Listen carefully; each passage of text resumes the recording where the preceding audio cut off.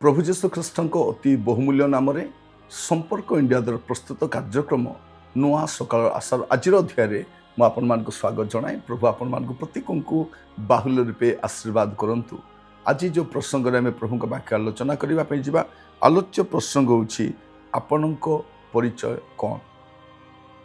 आपणक परिचय कौन आम अनेक भाव में परिचित हो आमर गुड़े परिचय अच्छी किंतु वास्तव में आमर परिचय कौन है दरकार ताहा मु आपण मान कहिबापई चाहे। आपण को लोक माने दुईटी विषय भाव में जानतु आउ से परिचय नहीं आपण आग को बढ़ंतु।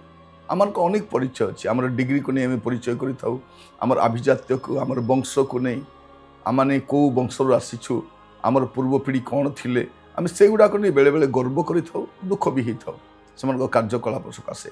किंतु आज आम ध्यान कर देखा आपणक परिचय कौन।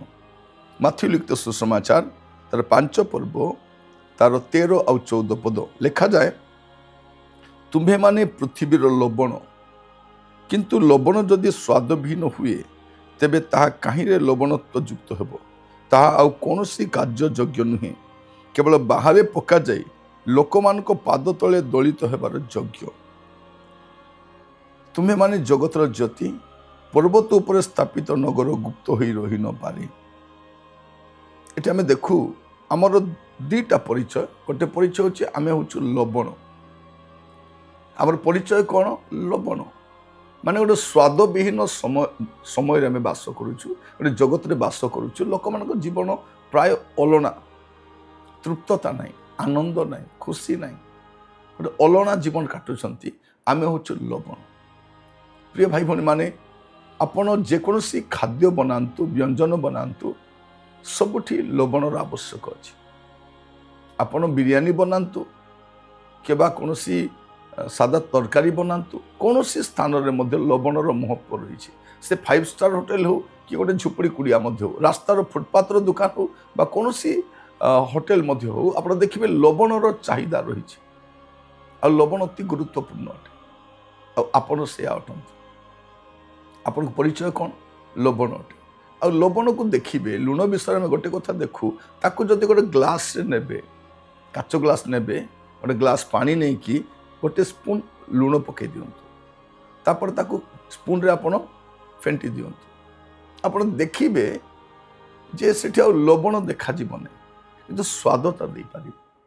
ठीक से परे आपण मध्य हुए तो कौन से स्थान रे आपण उपस्थिति को देखाई न पारंती किंतु आपण उपस्थिति को जाहिर करिबार सुजोग रही कौन आपण स्वाद द्वारा। तेणु आसु गोटे स्वाद विहीन समय बास करने समय जगतर ए प्रकार एक विषादपूर्ण परिस्थिति बास करने समय आम समस्ते आपणार परिचय को प्रदान करूँ। आम लवण अटू यह आम भूली जावा नहीं। यह हूँ आम प्रथम परिचय। मु प्रत्येक कहवाई चाहे आसु आम चेष्टा करूँ परिचय को पुनर्स्थापन करने। आगामी समय हुए तो आपको कहबार सुजोग मिल न पारे किंतु नीरवतार आपण परिचय आप प्रदान करें कारण आप लवण अटंती। लवण किसी कथा कहे ना लवण को कथा कहवाई पड़े ना जे मुझे तरकारी अच्छी बिरियानी अच्छी लोक मैंने चाखिकी जानवे जे ये लवण पड़ी। लवण देखा जाए ना हुए तो आपण मैंने देखा जाए न पारती समाज आखि दृश्या ही न पारती किंतु आप उपस्थिति जना पड़ो जे आप लवण तुल्य आपण स्वाद को दे पारे। लवण सब जगार दरकार। डाइनिंग टेबल रे मध्य लुणर आवश्यक अच्छी किचेन रे मध्य आवश्यक अच्छी। आप जेकोसी स्थान को जातु लवण बिना आम बंची पारिबा नहीं। ठीक से आपणकर बिना मध्य जगत अधूरा अटे। ଯେତେ ସୁନ୍ଦର ଖାଦ୍ୟ ପ୍ରସ୍ତୁତ କଲେ ମଧ୍ୟ ସେଠି ଲବଣର ଆବଶ୍ୟକ ଅଛି। ମୁଁ ଆପଣମାନଙ୍କୁ କହିବା ପାଇଁ ଚାହେଁ, ଗୋଟେ ଗରିବ ଲୋକର ପସନ୍ଦ ଲବଣ, ଧନୀ ଲୋକକୁ ବି ଲବଣ ଦରକାର।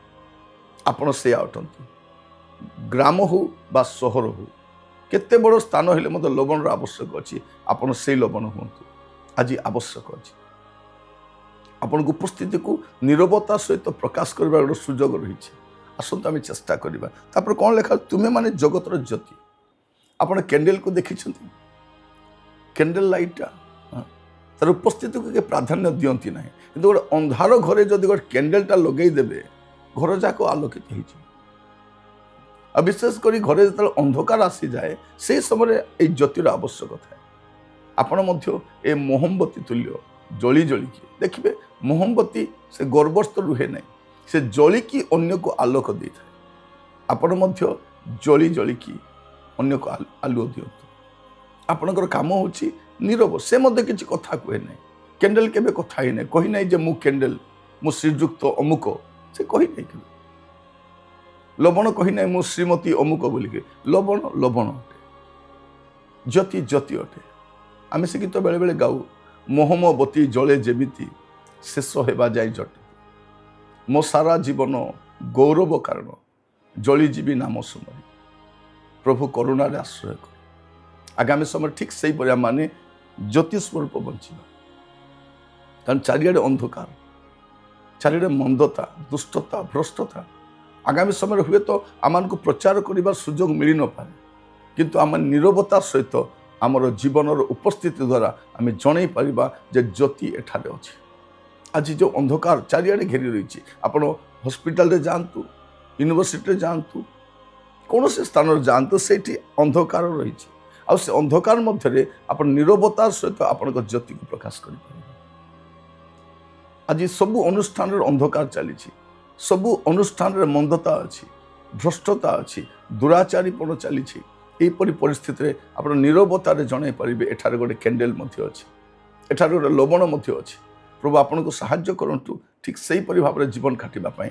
ଆପଣଙ୍କର ଅସଲ ପରିଚୟ ହେଉଛି ଏଇଟା, ମୋର ପରିଚୟ ହେଉଛି ମୁଁ ଲବଣ ଅଟେ, ମୁଁ ଲବଣ ଅଟେ। ମୁଁ ଯଦି ମୋ ନାଁର ବ୍ରାକେଟରେ ଲେଖିବି, ବ୍ରାକେଟରେ ଲବଣ ଲେଖିପାରିବି, ମୋର ନାଁର ବ୍ରାକେଟରେ ଜ୍ୟୋତି ବୋଲି ଲେଖିପାରିବି। ପ୍ରଭୁ ଆମମାନଙ୍କୁ ଅନୁଗ୍ରହ କରନ୍ତୁ, ଆମେ ଜ୍ୟୋତି ଅଟୁ ଏ ଅନ୍ଧକାରପୂର୍ଣ୍ଣ ଜଗତରେ। ଆଉ ଏଇଟା ଗୁପ୍ତ ରହି ନପାରେ।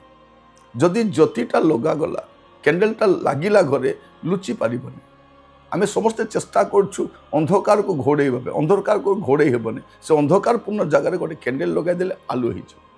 ପ୍ରଭୁ ଆପଣଙ୍କୁ ସେ ପ୍ରକାର ହେବା ପାଇଁ ସାହାଯ୍ୟ କରନ୍ତୁ, ଗୋଟେ ଲବଣ ସଦୃଶ, ଗୋଟେ ଜ୍ୟୋତି ସଦୃଶ ଜୀବନ କାଟିବା ପାଇଁ।